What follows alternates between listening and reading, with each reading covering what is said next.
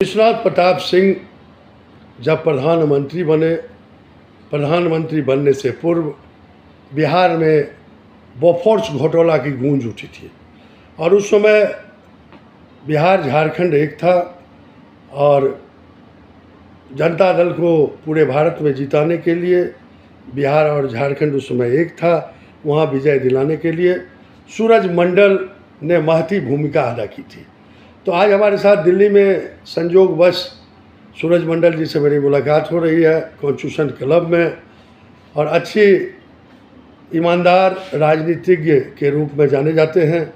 तो सर, इस बार तो झारखंड में आप लोग को सफलता नहीं मिली, लेकिन कैसा चल रहा है वहाँ का सरकार, क्या कहना चाहेंगे आप? बीजेपी ने जानबूझ के वो सीट को हारा है जी।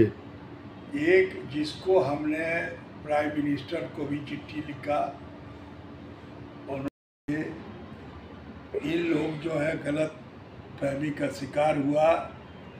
बाबूलाल मरांडी जो कभी अहमद पटेल के कहने पर भारतीय जनता पार्टी को तोड़ा था और उसी के पेरोल पर ये काम करता था, उसके पैसा से बीजेपी को हराने के लिए चुनाव लड़ाता था जी। तो इसलिए उस आदमी को नेतृत्व में कोई स्वीकार नहीं करना चाहता था।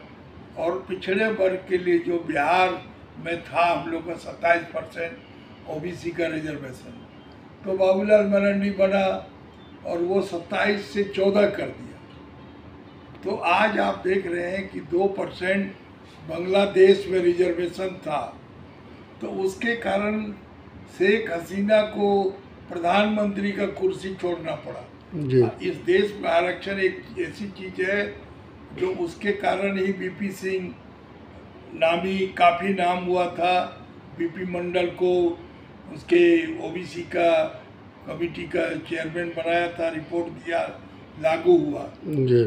तो ये जो है गलत निर्णय हुआ कि बाबूलाल मरांडी को झारखंड का प्रदेश का अध्यक्ष बना दिया, जो सामान्य लोगों को कोई उसके प्रति रुझान नहीं था, मन नहीं था, क्योंकि वो कथनी और करनी में अंतर था उसका जी।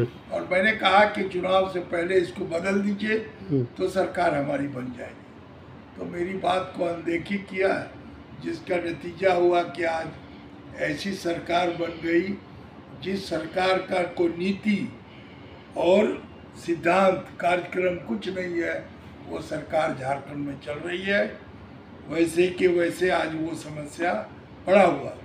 तो अभी भी झारखंड पिछड़ा हुआ ही है, एकदम पिछड़ा हुआ है। अभी ये निर्णय मोदी जी बोलते हैं कि सबका साथ, सबका विकास, सबका विश्वास। तो मोदी जी को चाहिए कि ओबीसी के साथ जो अन्याय हुआ है उसको लगे, और ओबीसी के साथ अब एससी एसटी पर क्रिमिनल नहीं है तो ओबीसी पर क्यों है, तो उसको भी दुरुस्त करने की बात है।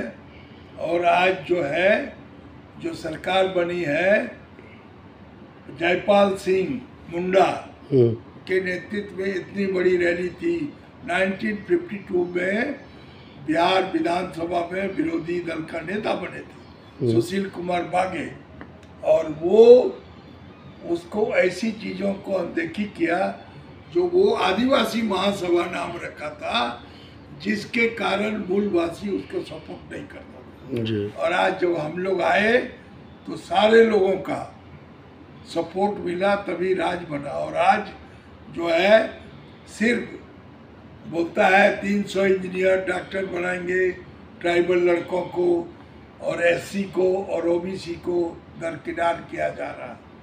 तो ऐसी सरकार भेदभाव की सरकार है, एक दो जातियों की सरकार चल रही है। विकास का नाम पर कुछ नहीं है। मैया योजना 25,000 रुपया 2500 रुपया कर दिया, 2500 रुपये। हाँ, आज तक उसका पैसा नहीं दे पा रहा है। रुपया देने के लिए जी नहीं दे पा रहे हैं, इतना व्यवस्था नहीं कर पा रही है झारखंड सरकार का, क्योंकि इनका कुछ नहीं है। ये लोग तो जानते हैं, आप मेरे एक मित्र थे पटना सिटी गुरु गोविंद सिंह कॉलेज के प्रिंसिपल, उसने एक किताब लिखा है, शोध किया है, डिलीट उसी पर किया है।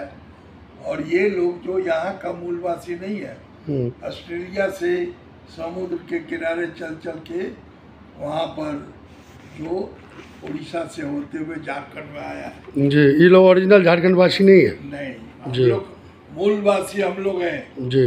हम लोग आपका 1912 तक हम लोग बंगाल में थे, बिहार भी उसी में था, उड़ीसा भी उसी में था, बंगाल सब एक था। 1912 1 अप्रैल को बंगाल से बिहार बना। और वहाँ पर देखिए सुड़ी, तेली, कलवार, कहार, कुमार, रोनियार, सोनार, ये सब अनुसूचित जाति में था। जी। लेकिन जब बिहार हुआ तो उसको ख़त्म कर दिया और किसी ने इस तरफ ले जाने का कोशिश नहीं किया।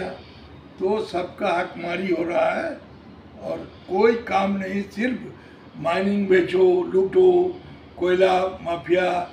आज जो है भारतीय जनता पार्टी भी इस बात को इग्नोर करती है।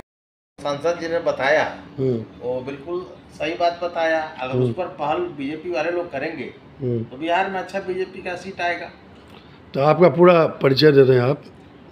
मैं जनहित दल से राष्ट्रीय महासचिव हूँ और प्रभारी यूपी या बिहार का प्रभारी मैं राकेश रंजन श्रीवास्तव। जी, धन्यवाद।